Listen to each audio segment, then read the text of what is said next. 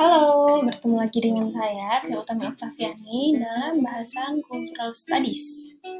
Nah, kali ini kita akan membahas tentang politik kuasa media. Politik kuasa media adalah salah satu tema di Cultural Studies yang sebenarnya adalah lanjutan dari materi-materi yang sudah pernah kita bahas sebelumnya.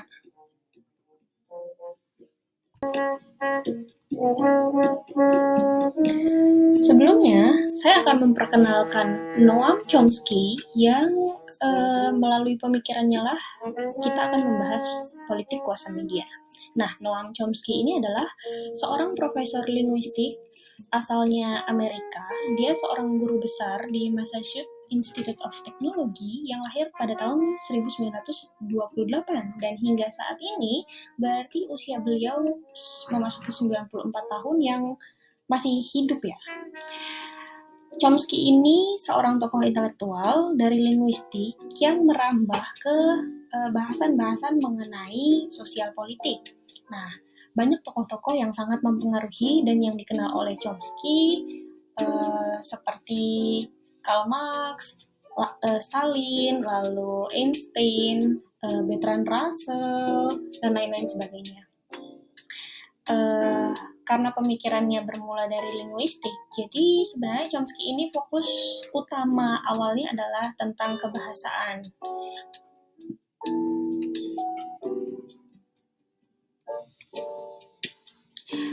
Ada 3 kata kunci atau 3 pemikiran inti dalam politik kuasa media ala Noam Chomsky ini. Yang pertama, propaganda media massa dalam membangun opini publik.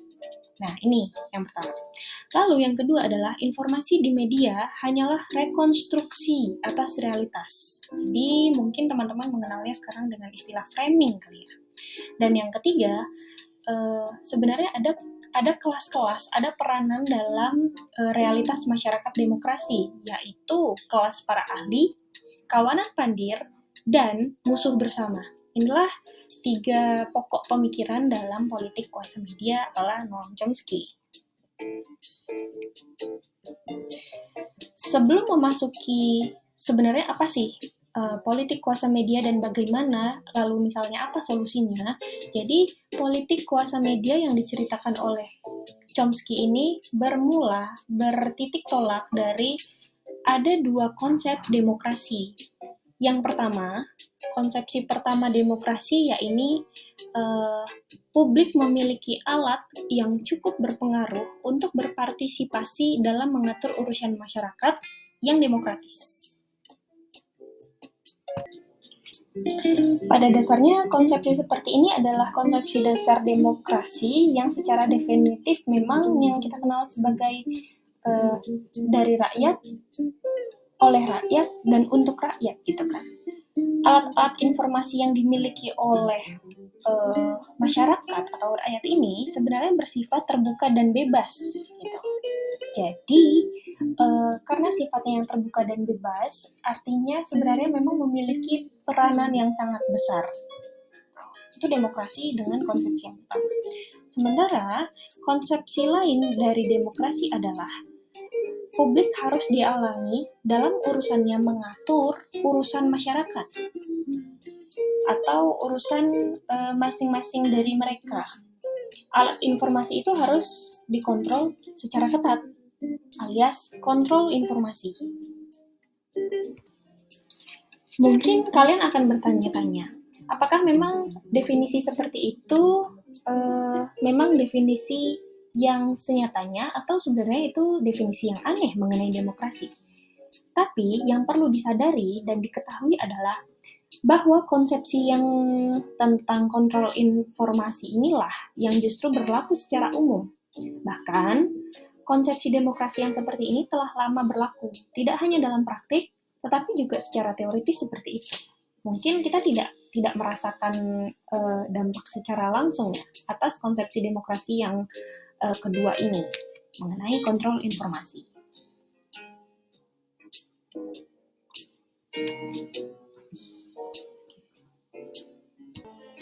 Selanjutnya, memasuki awal mula mengapa media ini memiliki peranan kekuasaan yang sangat besar gitu ya. Yang pertama itu propaganda. Propaganda pemerintah berpengaruh sangat besar jika didukung oleh kelas berpendidikan dan tidak terjadi penyimpangan. Jadi awal mulanya ini pembuatan propaganda. Propaganda ini semacam kayak alat untuk menggerakkan atau menyetir atau mengontrol masyarakat. Nah, saya ingin menceritakan sedikit sejarah munculnya propaganda yang terjadi di Amerika. Gitu ya. Jadi, sekitar tahun 1916, di tengah berkecamuknya Perang Dunia yang Pertama, seorang presiden Amerika itu memenangkan pemilu, yaitu Presiden Woodrow Wilson. Pada masa itu, rakyat Amerika sangat anti perang dan merasa tidak ada alasan untuk terlibat dalam perang Eropa yang berkecamuk alias Perang Dunia Pertama pada masa itu. Padahal, ketika saat itu, Presiden Wilson itu sebenarnya tidak terlibat. Sebenarnya Presiden Wilson itu sebenarnya sangat terlibat dan punya andil dalam perang itu. Nah, tetapi pemerintahan kemudian membentuk komisi propaganda yang memang resmi dibentuk oleh Presiden Wilson. Komisi propaganda ini meraih kesuksesan sehingga dalam waktu 6 bulan mereka berhasil mengubah populasi anti perang pada masyarakat menjadi massa yang histeris dan haus perang, yang bernafsu untuk menghancurkan semua yang berbau Jerman. Jadi betapa besar peranan tentang propaganda ini yang sengaja dibuat oleh kaum-kaum pemilik kekuasaan gitu ya. Sehingga sejak saat itu teknik propaganda itu dijadikan sebagai teknik yang sama untuk membangkitkan histeria ketakutan dalam situasi-situasi yang kemudian terjadi di masa depan, sehingga dapat menghancurkan serikat-serikat atau organisasi-organisasi yang memang bersifat mengancam politik atau kebebasan pers. Tetapi propaganda ini terjadi juga atas dukungan media dan kalangan bisnis yang merancang dan mendukung adanya operasi propaganda ini. Memang pada dasarnya kesengajaan dibuatnya propaganda ini adalah sebagai alat kontrol pemikiran masyarakat gitu ya. Jadi propaganda ini memang sengaja dibuat agar bisa menyetel. Mungkin kalau teman-teman ingat pada materi awal yang pernah kita diskusikan bersama, ini bisa dijadikan sebagai salah satu bentuk hegemoni gitu. Tapi tidak secara sistemik dalam sebuah kurikulum pendidikan, ya hanya melalui propaganda yang didukung dan disebarkan oleh media-media. Nah, pada masa itu, pada masa awal-awalnya propaganda, itu kan mungkin media itu masih yang bersifat semacam kayak media televisi, media cetak yang masih konvensional, tidak secanggih sekarang. Apalagi ketika keadaannya itu seperti saat ini, media itu bahkan mungkin yang kita kenal sebagai tsunami fakta, tsunami berita, atau tsunami informasi, semua media, entah itu formal atau non-formal, bahkan media-media sosial yang bersifat pribadi atau individual, itu menyajikan berita. Nah, bukan tidak mungkin propaganda ini pun muncul dalam media-media yang sangat high teknologi. Salah satu tokoh lain yang menggunakan propaganda sebagai alat kontrol ini adalah Hitler. Nah, jadi mungkin teman-teman sangat mengenal Hitler, bahwa memang propaganda pemerintah ini jika ketemu dengan kaum-kaum intelektual dan tidak memiliki peranan yang dianggap sebagai menyimpang, ditambah dengan peranan media yang sangat besar untuk memberitakan tentang propaganda ini, ya tentu saja masyarakat itu menerimanya sebagai bukan bentuk propaganda, tetapi sebagai sebuah berita atau narasi. Itu peranan yang sangat besar.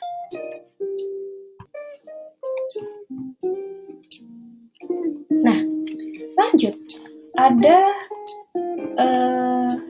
keyword atau kata kunci mengenai pemirsa demokrasi. Di sini saya menuliskan ada dua fungsi atau dua peran dalam demokrasi. Yang pertama, kelas para ahli dan penguasa yang memegang peran eksekutif. Dan yang kedua, kawanan pandir yang bertugas sebagai pemirsa atau penonton. Pemirsa demokrasi itu terdiri dari dua kan, kelas ahli dan kawanan pandir. Yang pertama, itu mengadakan persetujuan yang sebenarnya tidak disetujui publik menggunakan teknik propaganda yang tadi kita bahas, yaitu semacam kayak kesepakatan atau persetujuan buatan. Nah, hasil propaganda ini dianggap sebagai gagasan yang baik dan penting karena kepentingan bersama dapat mengecoh publik. Karena pada dasarnya dalam kebanyakan teori sosial, kepentingan individu itu kan di bawah kepentingan masyarakat. Nah, itu yang dijadikan alat-alat propaganda atas nama kepentingan bersama. Nah, disinilah muncul. Yang pertama itu kelas para ahli atau kelas penguasa. Kepentingan bersama hanya dapat dipahami dan dikelola oleh kelas para ahli yang berasal dari para penguasa yang cerdas untuk bernalar. Mungkin yang sekarang teman-teman bisa kaitkan adalah kenapa seorang menteri itu harus dilihat dari kapabilitas dan background pendidikannya. Masa Kementerian Kelautan tapi dipimpin oleh dari sarjana atau master ekonomi, tapi mungkin saja. Tetapi sebenarnya kepakaran dan ahli itu dianggap sebagai dewan-dewan atau perwakilan-perwakilan yang memiliki kapabilitas kelas para ahli. Sementara ada juga kawanan pandir yang atas nama seni berdemokrasi. Seni berdemokrasi yang baru ialah merekayasa persetujuan dalam menjinakkan kawanan pandir melalui media, sekolah, dan budaya populer.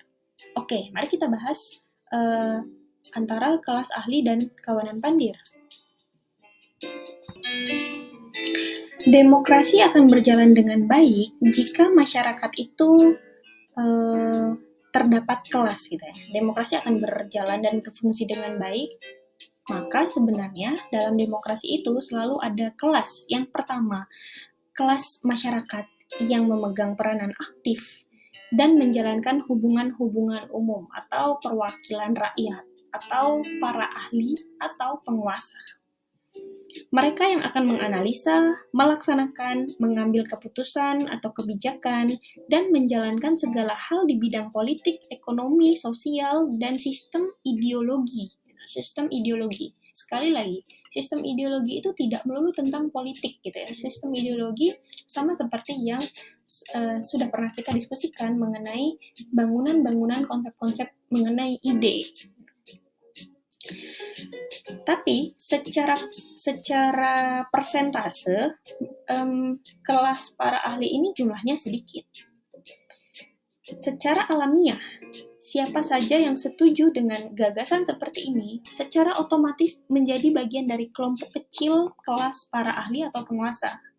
Nah, tapi ada sisi lain atau ada kelas masyarakat yang lain yang tidak termasuk oleh kelas para ahli ini, yang sebenarnya secara persentase mereka itu sangat besar atau kita kenal sebagai rakyat gitu ya. Yang inilah disebut sebagai kawanan pandir atau masyarakat. Nah, kawanan pandir itu memiliki peranan yang besar dalam demokrasi, tetapi mereka itu bukan peranannya sebagai pemain seperti para ahli, melainkan hanya penonton atau pemirsa demokrasi gitu ya. Meskipun mereka ini sebagai penonton atau pemirsa, namun sesekali mereka diizinkan untuk meminjamkan kekuatannya kepada salah satu anggota kepada para ahli gitu. Jadi misalnya adalah perwakilan-perwakilan yang menyampaikan pendapatnya kepada si para ahli.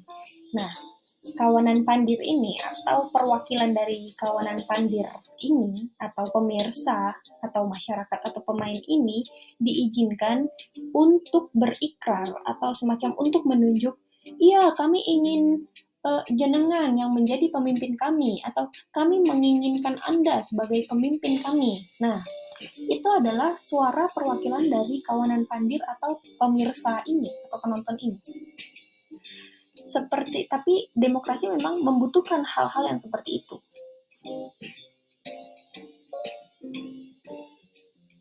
Hal itulah yang kita anggap, yang kita kenal sebagai pemilihan umum. Namun, setelah kawanan pandir ini meminjamkan kekuatannya pada salah satu anggota penguasa, mereka harus mundur diri dan kembali menjadi penonton. Jadi ketika kita telah melaksanakan pemilihan umum, ya sudah, kita sebagai penonton ya kembali lagi pada posisi ketika kita sedang menonton. Itulah keadaan di mana demokrasi berfungsi dengan baik. Di balik keadaan yang seperti demikian, tentu ada logika dan ada nalar yang semacam moral yang memaksa. Nilai moral itu adalah bahwa massa atau publik itu terlalu bodoh untuk memahami sesuatu. Jika mereka mencoba untuk mengatur urusannya sendiri, maka hanya akan mendatangkan masalah. Jadi, sangat tidak bermoral atau tidak pada tempatnya membiarkan mereka mengelola urusannya sendiri. Alias, mungkin memang pernah juga saya ceritakan, secara tidak langsung, masyarakat itu memang sengaja dalam tanda kutip dibuat untuk tetap tidak kritis dan tetap pada porsinya dalam kemasan intelektual. Sementara ada kelompok-kelompok lain, entah itu politisi atau kelompok-kelompok intelektual yang sengaja disiapkan untuk mempertahankan tatanan masyarakat, tatanan struktur masyarakat yang seperti ini. Nah, pada dasarnya para ahli itu harus menjinakkan kawanan-kawanan pandir agar mereka tidak mengamuk atau menginjak-injak dan menghancurkan apa saja yang dilewatinya. Jadi, logika seperti ini sama seperti logika yang kita terapkan pada anak-anak balita atau anak-anak usia di bawah 5 tahun atau 3 tahun bahkan. Kebebasan seperti itu tidak boleh diberikan karena pada usia yang masih sangat tidak memiliki kesadaran, anak-anak yang di bawah 3 tahun, mereka tidak memiliki mana yang baik, mana yang buruk gitu, mana yang sopan dan santun, itu kan masih perlu diajarkan. Begitulah sebenarnya logika yang juga digunakan para ahli kepada kawanan pandir ini yang kita sebut tadi sebagai penonton. Namun, pada dasarnya, para ahli ini juga memiliki kecerdasan, sehingga mereka membutuhkan sesuatu untuk menjinakkan atau bernegosiasi terhadap kawanan pandir, yang kita kenal sebagai rekayasa persetujuan. Nah, disinilah peranan media, peranan sekolah, dan peranan budaya pop atau budaya populer harus dijalankan. Mungkin teman-teman mengenalnya sebagai pengalihan isu ya sekarang. Tapi pengalihan isu itu sangat frontal yang dilakukan oleh media. Namun peranan sekolah dan budaya pop ini juga sangat besar.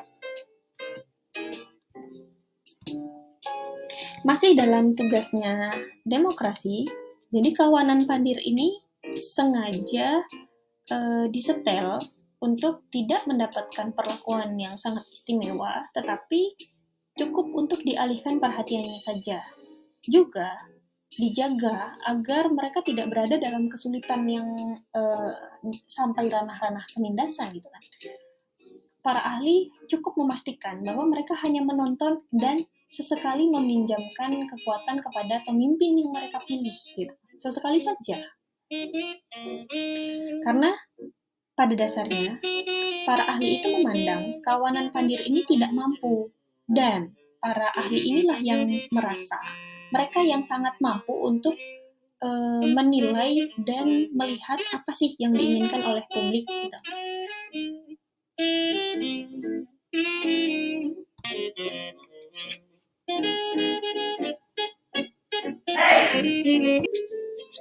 Salah satu jalan untuk mewujudkan demokrasi adalah memelintir sejarah. Ini adalah part mengenai representasi sebagai kenyataan. Nah, memelintir sejarah yaitu dengan merekayasa keadaan sehingga seakan-akan ketika kita menyerang dan menghancurkan satu pihak, kita terlihat sedang melindungi dan mempertahankan diri dari penyerang atau monster penghancur, dan begitu terjadi seterusnya.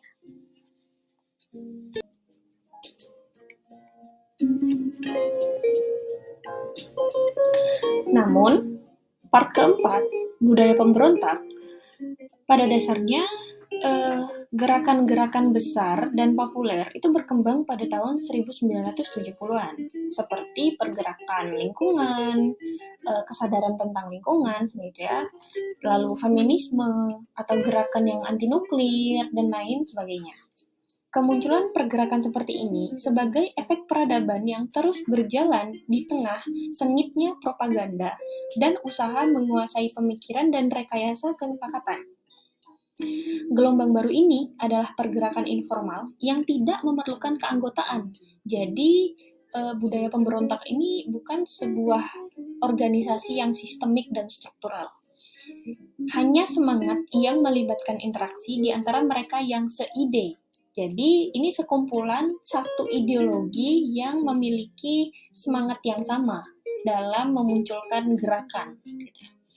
Jika orang-orang tidak hanya terpaku pada media, berbagai pemikiran ini mulai bangkit. Jadi, ketika orang-orang mulai meninggalkan apa yang sengaja disajikan oleh media pada masa itu adalah televisi, yang kita kenal sebagai sitkom atau situasi komedi atau sinetron atau opera sabun, jika mereka tidak hanya terpaku pada apa yang disampaikan oleh media, kesadaran dan berbagai pemikiran itu akan muncul menjadi sebuah gerakan. Karena pada dasarnya, orang-orang akan selalu memperoleh kemampuan dan keinginan untuk berpikir, lalu mulai memiliki rasa skeptis tentang kekuasaan yang terus tumbuh, dan perilaku-perilaku publik terhadap berbagai isu juga telah berubah gitu. Pada dasarnya mereka memiliki kesadaran untuk mengkritisi apa yang terjadi pada realita dan masyarakat. Selanjutnya ada parade para musuh, yakni pengalian perhatian pada kawanan Pandir melalui sepak bola atau sitkom itu tidaklah cukup. Mereka harus ditakuti dengan isu yang lebih besar seperti teroris internasional. Musuh bersama merupakan salah satu jalan agar kawanan Pandir tetap tidak sadar akan kejadian sebenarnya.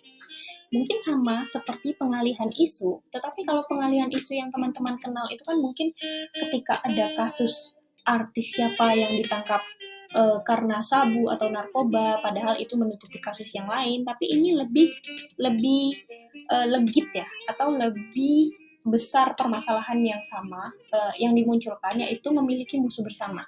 Contohnya di sini Chomsky menunjukkan adalah kejadian ketika penyerangan 9 September. Waktu 9 September apa 11 September? Sorry.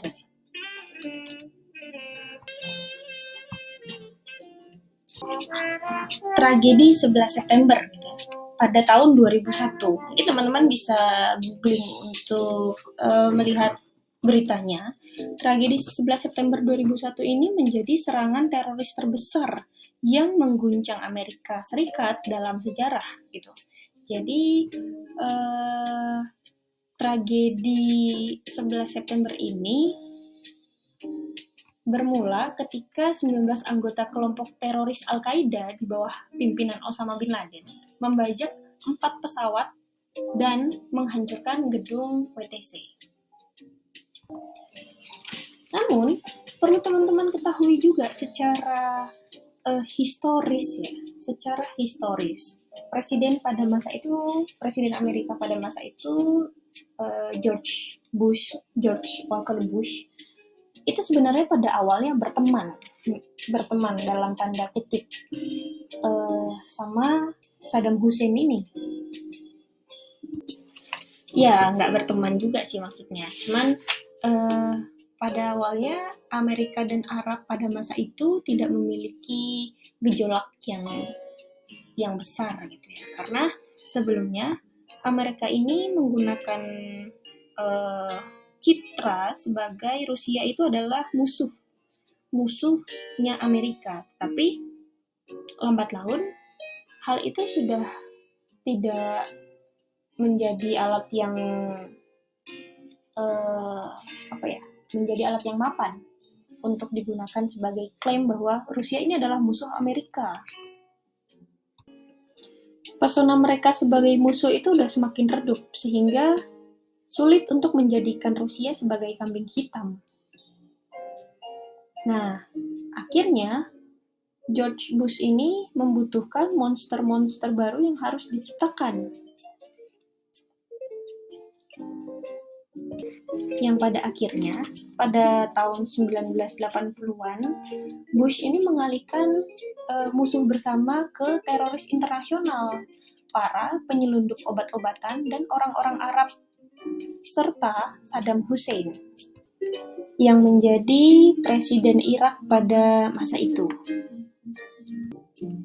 Nah, Saddam Hussein ini bahkan dicitrakan oleh Amerika itu sebagai Hitler baru. Kemudian mereka ini orang-orang Arab dan orang-orang Irak termasuk si Saddam Hussein ini diisukan ingin menaklukkan dunia.